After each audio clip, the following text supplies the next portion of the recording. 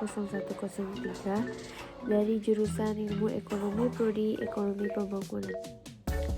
Baiklah, saya di sini akan menjelaskan materi pertemuan kelima tentang sosialisme sebelum Marx.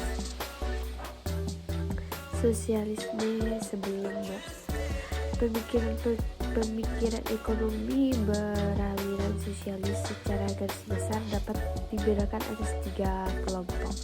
Yang pertama dari kelompok pemikir sosialis sebelum Marx, yang kedua pandangan Marx dan Engels, ketiga kelompok pemikir sosialisme sesudah Marx. Selanjutnya adalah pengertian sosialisme atau komunisme.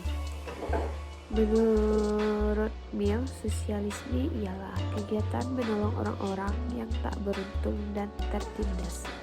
Sosialisme pengertian sementara orang-orang diartikan sebagai bentuk perekonomian yang pemerintahnya paling kurang bertindak sebagai pihak yang dipercaya oleh seluruh warga masyarakat. Sosialisme mencakup asosiasi kooperatif maupun pemilikan dan pengoperasian oleh pemerintah. Sejak revolusi Bolshevik tahun 1917, istilah sosialisme sering digantikan dengan komunisme. Menurut Ginton, sosialisme menggambarkan pergeseran milik kekayaan dari swasta ke pemerintah yang berlangsung secara perlahan-lahan melalui prosedur peraturan swasta. Sementara itu, dalam komunisme peralihan pemilikan dari swasta ke tangan pemerintah tersebut digambarkan terjadi secara cepat dan revolusioner. Dilakukan secara paksa dan tanpa kompensasi. Berbeda dengan sosialisme tadi, sosialisme dilakukan secara perlahan-lahan, sedangkan komunisme dilakukan secara paksa. Walaupun tujuan sosialisme dengan komunisme sama, tetapi cara untuk mencapainya sangat berbeda. Kata komunisme secara historis sering digunakan untuk menggambarkan sistem-sistem sosial. Dalam masyarakat sosialis, yang menonjol adalah rasa kebersamaan atau kolektivisme.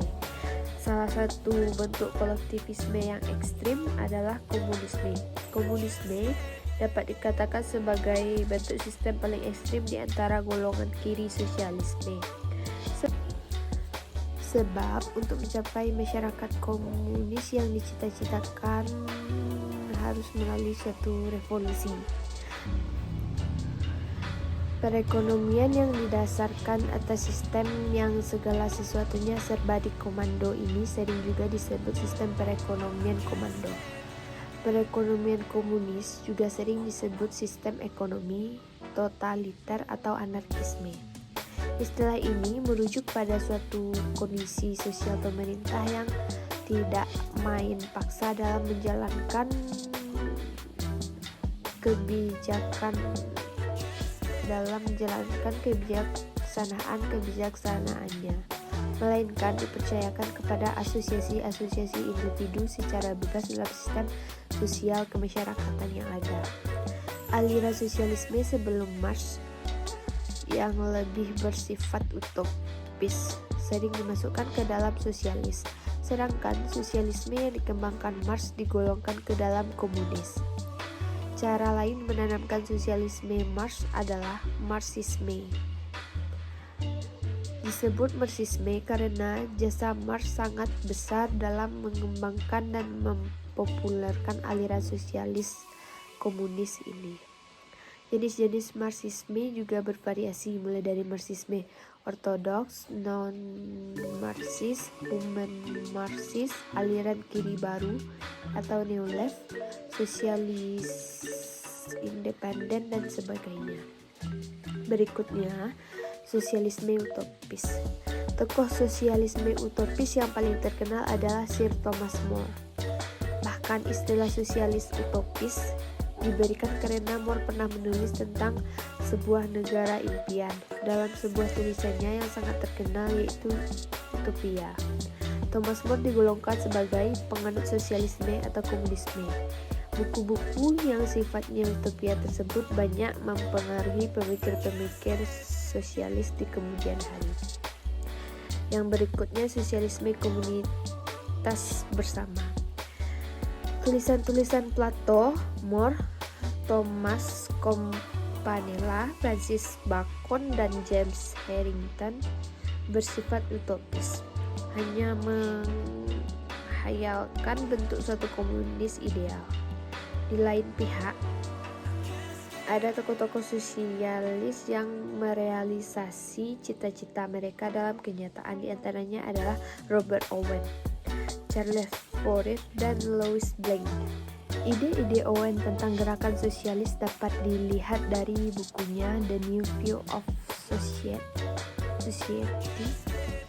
Owen juga memperjuangkan peran pemerintah dalam pembangunan desa-desa komunal berdasarkan asas koperasi. Untuk merealisasi idenya, ia mendirikan percontohan di New Harmony, Indiana, Amerika Serikat. Tapi sayangnya percontohan itu tidak bertahan lama. Charles Fourier adalah pengikut ajaran Saint-Simon yang dalam banyak hal yang juga kesamaannya dengan Owen. Perbedaannya, kalau Owen mendirikan komunitas berdasarkan asas koperasi dalam sebuah paralelogram, Fourier mendirikan phalanges atau phalanx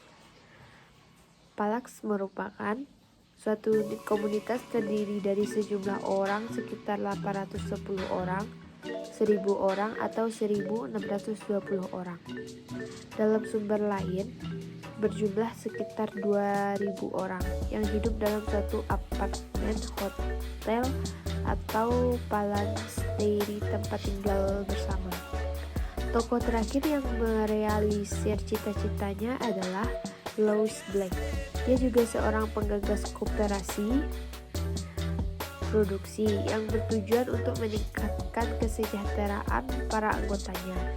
Ide-ide pemikir sosialis kebanyakan masih bersifat utopis, bersifat angan-angan, yang oleh Marx dinilai terlalu naif untuk diikuti. Idealisme mereka memang tinggi, tetapi secara praktis tidak bisa direalisasi. Kalaupun ada yang merealisasi angan-angan mereka dengan mendirikan komuni seperti Owen, Fourier, dan Louis Blanc dan sebagainya, kebanyakan segera layu sebelum berkembang. Barulah di tangan Karl Marx, ide sosialisme memperoleh landasan ilmiah paling kurang menurut anggapan Marx sendiri. Segitu materi yang bisa saya sampaikan. Terlebih dan terkurang saya mohon maaf. Assalamualaikum warahmatullahi wabarakatuh.